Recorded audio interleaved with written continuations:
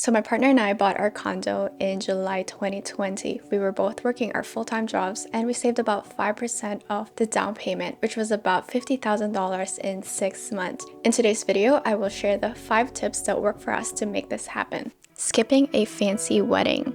So my partner and I got engaged in 2019, which is just before the pandemic. After the engagement, the natural thing to do was to plan for a wedding. So we estimated that the wedding in Toronto, which is where we live, would be around $60,000 in 2019. We were saving up for that. But during the research process when it comes to wedding, I was starting to doubt the whole thing. I didn't know if I wanted to spend that much money on wedding, on a party. And I know for a lot of people it's very important, but for me, it was never something that I really looked forward to. While we were going through the whole thing, we put a $500 deposit on a venue, but after putting that deposit down, I realized that I didn't want to have a fancy wedding. I actually emailed the guy saying that we decided to elope, so in the end we canceled our reservation for that venue. So I just realized that I didn't want to have a fancy wedding, so we decided to elope instead. At this time, my partner and I, we were living in our parents' house, so having our own place or having a place where we could be together was a priority. But instead of renting out, we decided to buy our own place. So instead of having a very big fancy wedding, my partner and I decided to elope the year later to the beautiful mountains of Banff, Alberta, Canada. If you'd like a video on this whole should you have a wedding or elopement, let me know in the comments down below.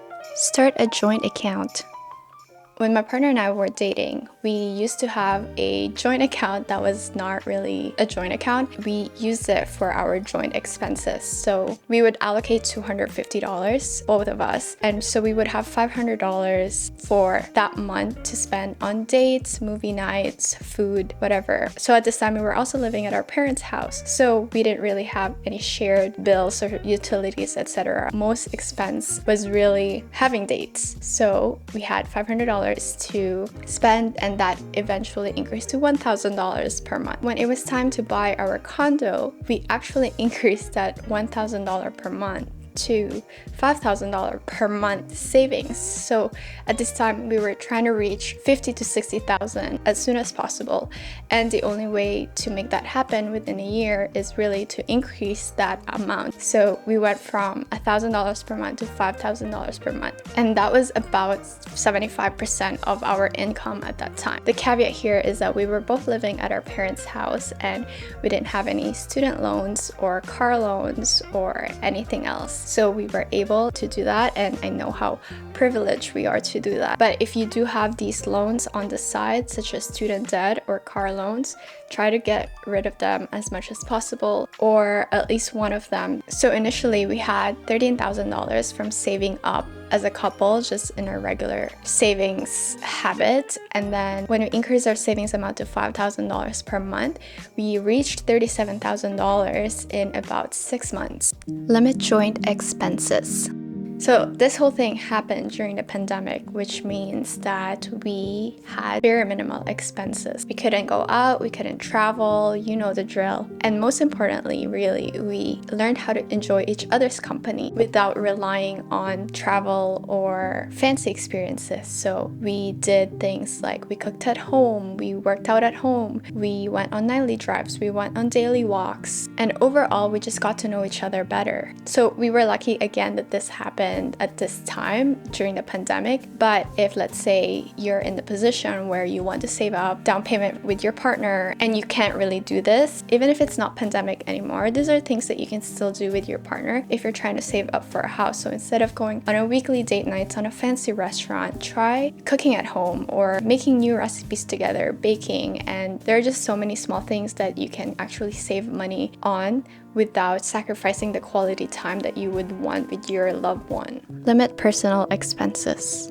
So this tip is really more for me than for my partner. He doesn't really spend on anything like clothes or shoes. He sticks to one thing and uses that thing for a very long time. So my biggest expense before we bought the condo is really clothing. Before the pandemic, we will travel a lot. We traveled about 3 to 5 times per year, both internationally and domestically. And before each trip, I would actually spend a lot of money on clothes because I wanted to look cute for the gram. And I realized that that adds up. So during the pandemic, I didn't travel, which meant I did not have to spend money on clothing. So during the pandemic, that's really how we were able to maintain the whole $5,000 a month in saving. So if you're saving up for a down payment, then figure out what are you spending the most money on and see how you can limit that, because I know we don't want to sacrifice on our personal happiness these days, but at the same time, having your own home or your own place is a really expensive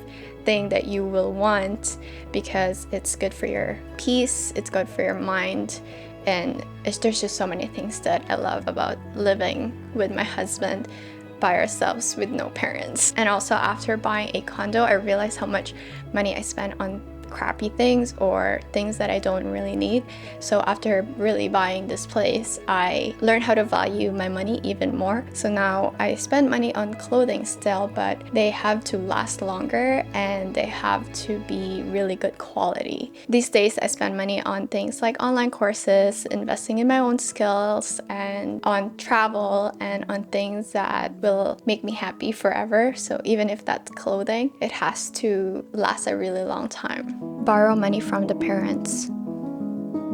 So a couple months before we closed our condo, we found a place. If you live in Toronto, you know how difficult it is to get a condo that you want that is big enough to fit the two of you, and it has 2 bedrooms, 2 baths, and an open concept. So this was our criteria for our dream condo. We found some places, we looked for a bit, and then this condo came along, and when we saw it, or when I saw it, I said, this is the place, I want this condo. It was more on the expensive side, but we could still afford it, but we didn't have enough savings for this condo. But luckily, my in-laws, or my partner's family or parents, actually like the condo as well, and they offered to help us until we get to our savings goal. So we put an offer, and at this time it was the pandemic, so their bidding was not that bad, so we only had one person to compete with during the bidding war. We didn't know how much they bid. We bid more than what the listing price was, so we actually were able to get the condo, obviously. Yeah, so at this time we had about $37,000 saved up, and at the time of the closing we had probably 2 months, so that would have been another 37. So that's the story of how we got our 2-bedroom condo, and which is about 30 minutes away from downtown Toronto. So we get the benefits of being in the suburbs with a big condo and not too far away from the city, for if we want to have date nights or hanging out with other friends who live in the central Toronto. If you like this video, let me know what other videos you'd like when it comes to money, and I will see you in the next video. Bye.